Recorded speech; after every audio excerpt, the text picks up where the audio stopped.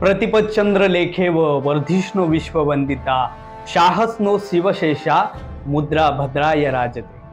अर्थात प्रतिपदेच्या चंद्रकलेप्रमाणे वाढत जाणारी विश्ववंदनीय असणारी शहाजी पुत्र शिवाजी यांची राजमुद्रा लोककल्याणासाठी विराजमान होते।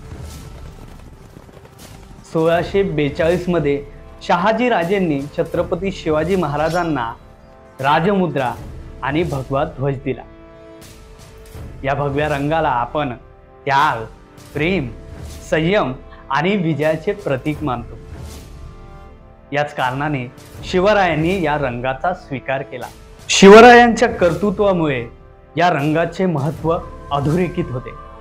आपण कर्तृत्व समजून न घेता नुसता रंग स्वीकारला तर त्याची ताकद आपल्याला कळणार नाही। आपल्याला विजय मिळवायचा, पण लोकांच्या मनातील दहशतीवर, हुकुमशाहीवर। भगवा ध्वज असेल तिथे सर्व धर्मातील लोकांना सुरक्षित वाटलं पाहिजे, मुक्त स्वतंत्रपणे श्वास घेता आला पाहिजे।